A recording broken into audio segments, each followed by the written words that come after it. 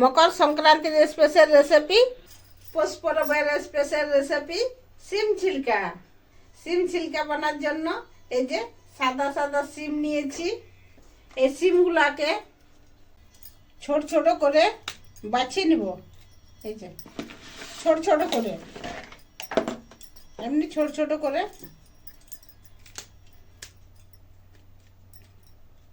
বাছিয়ে নিব।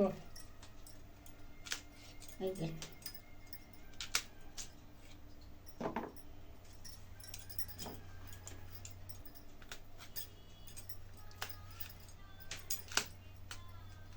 এই সুতোগুলো এইভাবে টানে বার করে দেবো। এই যে দুদিক থেকে এটা কচি আছে, এটাতে অতটা সুতা নেই। সবগুলা বাছিয়ে নিব। এগুলোকে বাছিয়ে আর ধুয়ে নিয়েছি। সব মশলা মিক্স করে বাটি নিয়েছি। এরপর কড়াইয়ে তেল গরম করে, তেল গরম হয়ে গেছে, জিরা, শুকনো লঙ্কা, পেঁয়াজ এগুলোকে ভাজিয়ে নিয়ে,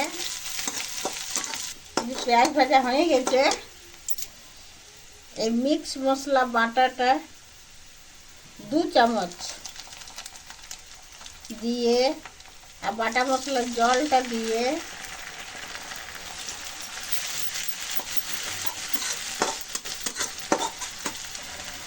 হলুদ দিয়ে আর মশলাটাকে ভালো করে ভাজিয়ে নিয়ে,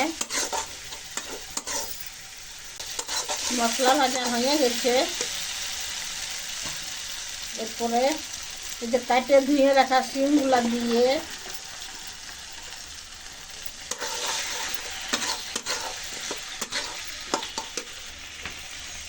পরিমাণ মতো নুন দিয়ে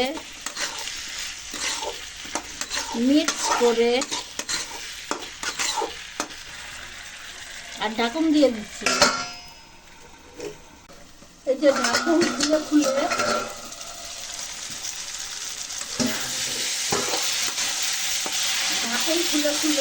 ভাজে নিব। আর এই যে ভাজে ভাজে এইভাবে সিমটাকে চটকায় নিব। এই যে ভাজা হয়ে গেছে, এরপরে একটু জল দিয়ে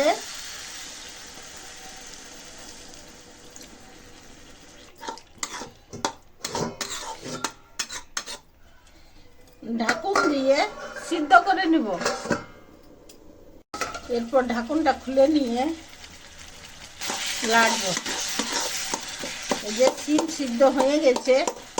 এরপরে এইভাবে সিমটাকে চটকায় নিয়ে, সিমটা ঘাটাই গেছে, এরপরে নাভাই নিয়ে, এরপরে আঁচটা বন্ধ করে দিয়ে নাভাই আর ঠান্ডা করে, এই যে এটা চাল গুঁড়ি, এটাই সিম তরকারিটা দিয়ে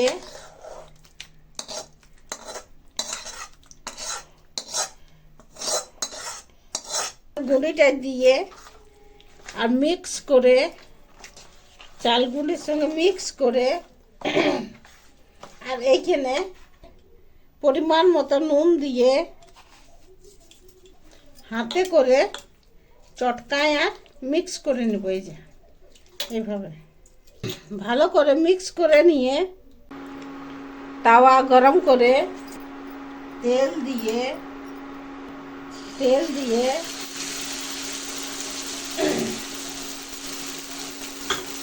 আর একটা টুক দিয়ে হাতে করে এইভাবে চারদিকে ছড়াই নিব।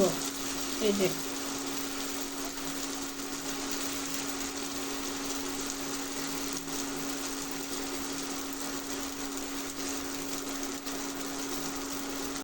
যে একদিকে হয়ে গেছে, এরপরে এভাবে চারদিকেই করে পাল্টি করে দেব। এই যে দুদিকেই হয়ে গেছে, তুলে নেব। এইভাবে বাকি সমস্ত ছিলকাগুলা বানাই নিব। এই যে সবগুলা এইভাবে বানাই নিব। সব রকম বানাইছি, এই যে পাতলাও বানাইছি আর এই যে মোটাও বানাইছি।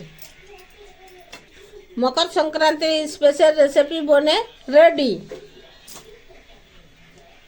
এই যে খেতে, এই যে সিম, এই যে সিম খেতে দারুণ টেস্টি হয়েছে।